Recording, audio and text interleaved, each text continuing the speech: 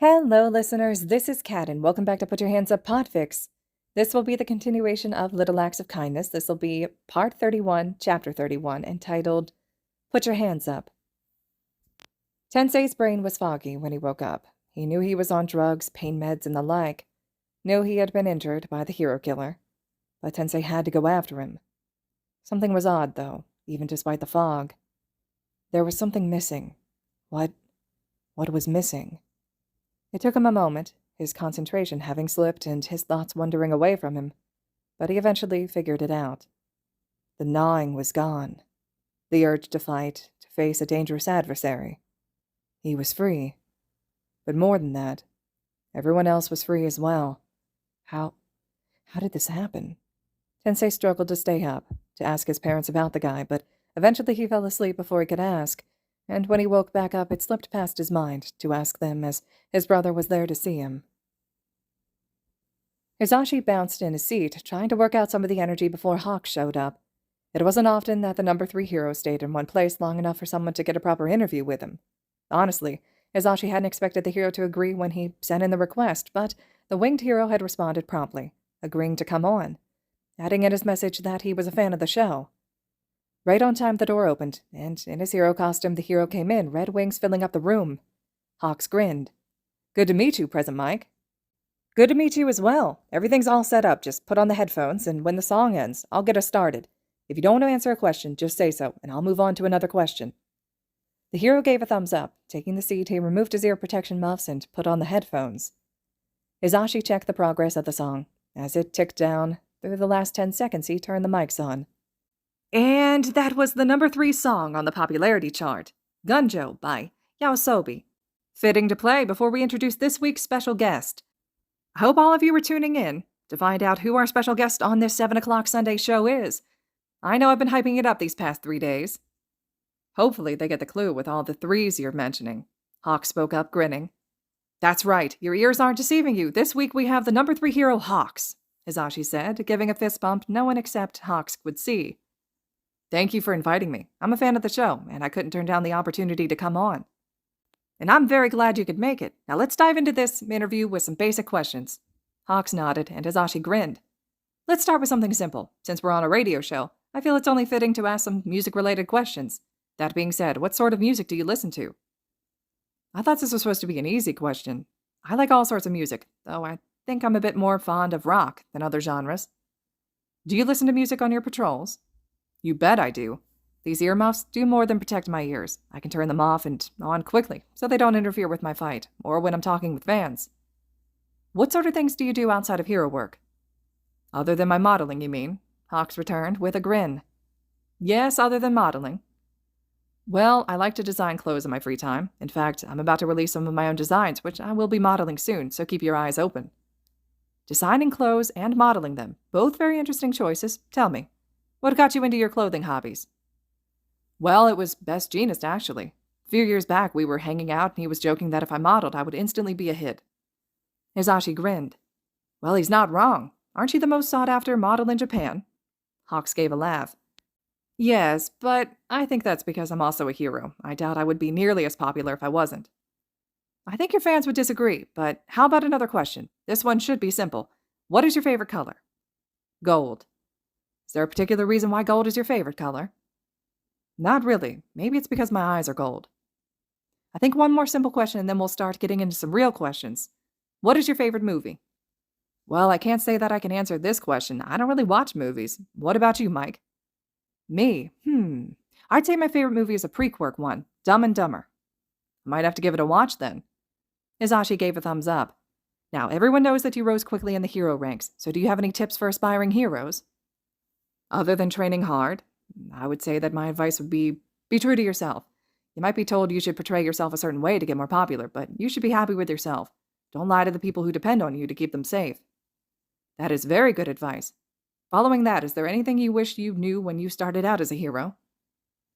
"Well, I wish I knew how much time it took, I have to admit. I don't have much free time, so it amazes me that you have 3 jobs." Hizashi grinned. "Well, I know how to manage my time efficiency, and I have a lot of people supporting me, though I admit my time as a hero is cut down quite a bit. So, why did you decide to be a hero?" "I like helping people." Hawk said, one shoulder shrugging. A very valid reason for becoming a hero. Do you see yourself still being a hero in 5 years? Well, so long as I don't meet an untimely death, I would say yes. Now, many people believe that being a hero is challenging, so much that it's overwhelming and too much to handle. Do you think that this is true? Absolutely, Hawk said. Being a hero isn't an easy job. You can coast on by. You have to risk your limb and life in order to protect civilians. If someone isn't ready to make that sacrifice, then can they really be a hero that civilians need? It is true that a hero has to be ready to do so, but that doesn't mean that they should be throwing their life away. Sometimes a hero has to know when to retreat in order to protect more people in the long run. So, on the topic of tough decisions, what is the hardest fight you've had to do? A couple years back, there was an outbreak at the prison facility. I was the first one on the scene, and let me tell you, it was exhausting to keep all those villains rounded up while waiting for other heroes to arrive. I remember that day. I think I was one of the later ones to arrive, and mostly helped clean up. It turned out to be quite a mess. Anyways, that about wraps up the questions I had planned. Now, let's turn it over to the callers. If you have a question for Hawks, call in now at 555-111-0000. Only a few seconds passed before they got a caller. Hizashi picked it up. Hello, you're on the air. What is your name, listener? Kaguya Lex, a feminine-sounding voice answered, though he wouldn't call them a female without confirming it. Hizashi had learned his lesson for assuming a person's gender while on a call. That had led to a few scandals when he started. Nice to meet you, Kaguya. Now, what is your question for Hawks? Hizashi asked. I was wondering what his thoughts were on Endeavor and All Might, Kaguya questioned. Well, I have to say both are good heroes, though I admit to liking Endeavor more than All Might personally. Really? Not many people prefer Endeavor to All Might, Kaguya said in surprise. Hawks laughed. Well, I have spoken to the Flame Hero. I haven't gotten the chance to know All Might, so of course I'm a bit biased. Well, thank you for calling in, Kaguya. Now, let's give another listener a chance. Hello, and welcome to Put Your Hands Up Radio. What would your name be, listener? I'm glad to be on. I'm Koharu. My question for Hawks would be, what is your favorite word? A younger voice spoke rapidly. Hawks chuckled. Favorite word? That's an interesting question. Probably hippopotamonstrosis. Hizashi blinked. Could you repeat that, please? Hippopotamonstrosis. What does that mean? Koharu asked. It's the name for a phobia of long words. Hizashi snickered. Wow, the more you know. Thank you for calling in, listener. Now it's about time for the show to end, but I think we have enough time for one more caller. So, hello, listener. You're on the air. What's your name? Kazumi, and my question would be, if you could switch lives with someone for a day, who would you choose? Well, nice to meet you, Kazumi. And I don't know who I would, maybe Present Mike here. This life seems pretty interesting, or perhaps All Might. It would be interesting to see what a day was like in the number 1 hero's shoes, though I wouldn't want to do it for more than one day. I prefer my number 3 spot. All right, and there you have it. Thank you for calling in, but it's time for the show to wrap up. Thank you, Hawks, for coming on the show. Sure, it was pretty fun. Right, now back to the music. This is Present Mike signing off. Bye, Hizashi said, switching the music on and muting the headphones. Hawks stood up, stretching his wings a bit and removing the headphones. Well, it was fun and all, but I gotta get going now. My patrol starts in like 10 minutes. Enough time for me to get some chicken wings, Hawk said, waving a hand as he walked out the door. Hizashi shook his head a bit at that, and continued to DJ for a bit, picking songs until the shift replacement came in. Then he was finally able to head home. A short drive later, and he walked into his home. Looking around, he found Shota laying on the couch, the radio still on his station and playing music.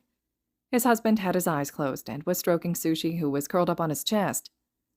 I see how it is. The moment I'm gone, you replace me with a cat, Hizashi teased, walking up to the couch and kissing Shota's forehead. Shota peeked an eye open, crooked grin forming. You shouldn't leave me then, if you don't want to get replaced. Hizashi shook his head fondly and walked towards the kitchen. So, what did you make me tonight? What makes you think I cooked anything?